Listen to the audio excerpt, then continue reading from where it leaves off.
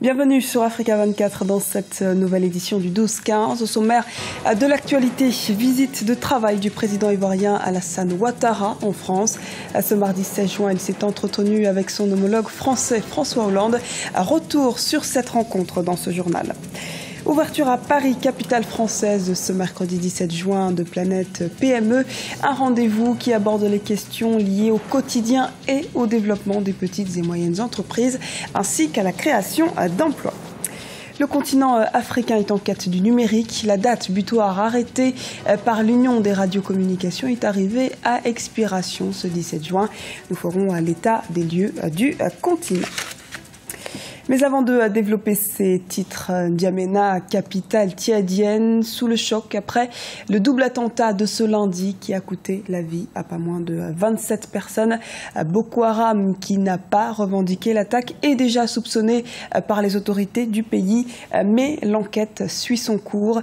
Parallèlement, les mesures de sécurité ont été considérablement renforcées avec des patrouilles de police et militaires déployées près des mosquées, des églises, des marchés et des grandes artères du pays. Renforcement de la coopération bilatérale entre la Côte d'Ivoire et la France. Le président de la Côte d'Ivoire, Alassane Ouattara, a rencontré le président français François Hollande à l'Élysée ce mardi. Il a notamment promis des élections apaisées. Les précisions d'Ibra Khadindiaï et Anne-Marie Diaz-Borges. Le chef de l'État ivoirien, Alassane Ouattara, a été reçu ce mardi 16 juin à l'Élysée à Paris par son homologue français, François Hollande. Au menu des discussions, plusieurs sujets d'actualité, notamment l'élection présidentielle qui aura lieu en octobre 2015 en Côte d'Ivoire. Le président ivoirien promet l'organisation d'un scrutin transparent et apaisé. Les élections seront totalement apaisées, totalement démocratiques et totalement ouvertes. Voilà, la Côte d'Ivoire veut être un exemple après cette crise post-électorale. De bonnes élections permettront de tourner la page et nous nous attelons à cela avec une commission électorale indépendante et donc des circonstances équitables pour tous les candidats. Personne ne devrait être exclu de candidature en Côte d'Ivoire. L'affaire Simone Gbagbo, les investissements français en Côte d'Ivoire ou encore l'opération Barkhane ont été au centre des discussions entre les deux chefs d'État. Ils ont par ailleurs évoqué le refus de l'Afrique du Sud de respecter le mandat d'arrêt de la Cour pénale internationale contre le président soudanais Omar el-Béchir. Vous savez, j'étais à Johannesburg pour le sommet de l'Union africaine. Donc cela nous a permis également d'échanger sur les grands sujets, les grands thèmes qui font la préoccupation des chefs d'État africains à l'heure actuelle. Les décisions ont été prises par les autorités sud-africaines. Vous savez que le sommet se tenant à Johannesburg, nous sommes en fait sur le territoire de l'Union africaine. Donc les choses sont entre les mains de l'Union africaine et je comprends que c'est ce qui a motivé la décision des autorités politiques sud-africaines pour le dossier dont vous parlez. La visite de travail du président Alassane Ouattara confirme le bel élan des relations franco-ivoiriennes. Mardi 12 juin, la garde des Sceaux, ministre de la Justice française, Christiane Taubira, avait séjourné à Abidjan pour assister à une rencontre de haut niveau de juristes africains et avait par la même occasion rencontré le chef de l'État ivoirien à la fin de sa visite. Les professionnels de la finance sont à Abidjan pour la deuxième édition du Forum international de la finance en Afrique subsaharienne. Quels sont les temps forts de cette importante rencontre? Quels sont les enjeux du FIFA 2015? Élément de réponse dans ce reportage de notre envoyé spécial en Côte d'Ivoire, Ella Ndiaye. Quel modèle financier pourrait dynamiser les économies africaines? Telle est la question qui réunit depuis lundi les spécialistes de la finance africaine à l'occasion de la deuxième édition du Forum international de la finance en Afrique subsaharienne à Abidjan. Ces rencontres de 3 jours vont permettre d'aborder les questions de la culture financière réciproque, de la diversification des sources et des mécanismes de financement et du renforcement du rôle de l'État dans le soutien des PME. Nous avons parfois l'impression, notamment au niveau du modèle financier que nous avons aujourd'hui, qu'il est parfois très empreint de certaines, on va dire, pratiques occidentales qui ne sont pas mauvaises, mais qui sont des pratiques, on va dire, qui datent d'il y a 30 années inculquées par les Occidentaux. Et nous souhaitons justement que maintenant ce modèle soit réajusté de telle sorte qu'il puisse prendre en compte les problématiques financières, les habitudes, les coutumes de nos on va dire, de nos populations locales. Les participants devront réfléchir aussi sur la faiblesse du taux de bancarisation dans la plupart des pays africains, en deçà de 15%. Pour Nyarel Kaba, ministre chargé de l'économie et des finances de la Côte d'Ivoire, la création d'un modèle financier demeure indispensable et doit contribuer au bien-être des populations. La création d'un modèle financier panafricain doit contribuer à l'amélioration de la qualité du tissu économique et jouer un rôle important dans l'expansion du secteur privé, moteur de la croissance économique inclusive et durable. Ce modèle financier pourrait offrir également un outil d'évaluation des politiques économiques et financières de l'État pour financer certains de ses projets par le biais, bien sûr, du marché boursier.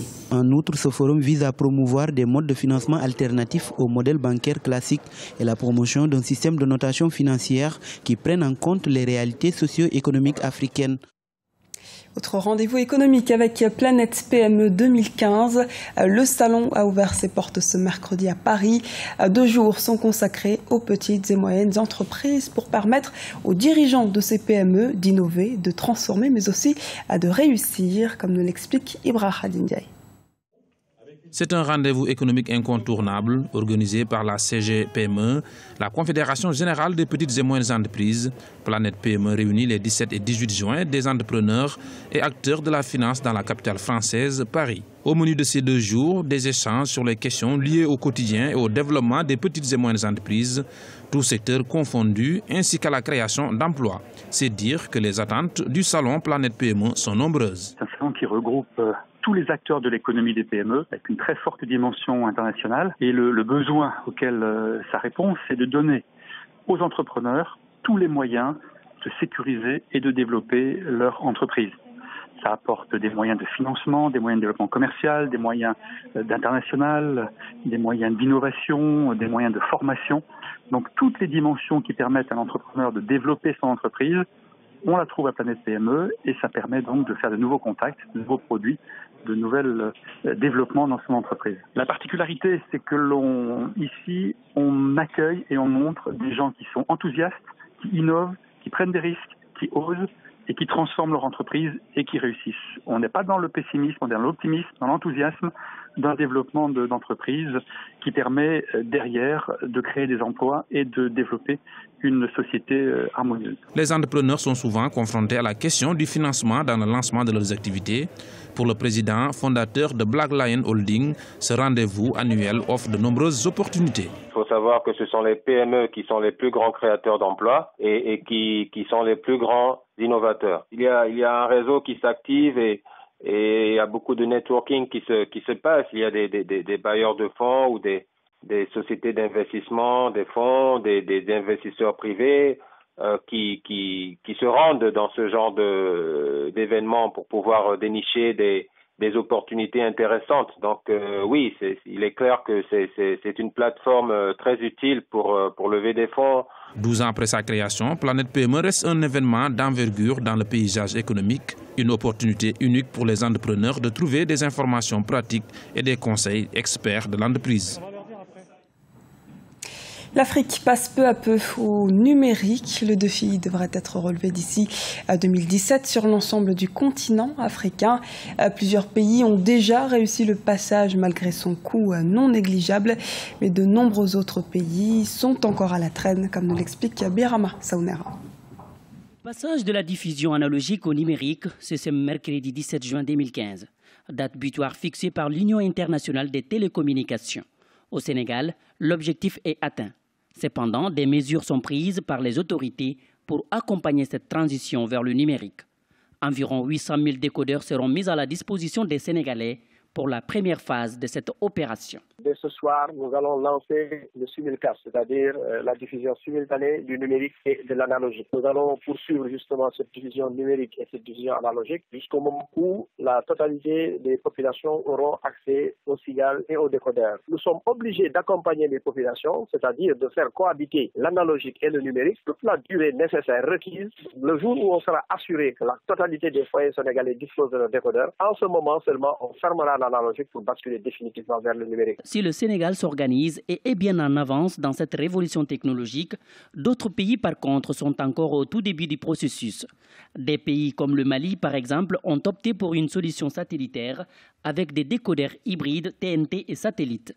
La République du Congo fait partie des pays qui ne pourront pas respecter la date fixée pour cette transition vers le numérique. Une avancée technologique qui nécessite des investissements conséquents. Dire que nous sommes prêts, non, on n'est pas prêts parce qu'il faut un certain nombre d'équipements et il faut un investissement. La télévision numérique terrestre est une nouvelle technique en matière de télédiffusion fondée sur la diffusion des signaux de télévision numérique par un réseau de réémetteurs hertziens terrestres. Le plan de la transition de l'audiovisuel analogique à l'audiovisuel numérique a été adopté lors de la conférence de l'Union internationale des télécommunications qui s'est tenue à Genève en juin 2006. Ce journal a été réalisé par l'ensemble de la rédaction. Nous vous remercions pour votre fidélité. À retrouver dans un instant une nouvelle édition du 12-15 sur Africa 24.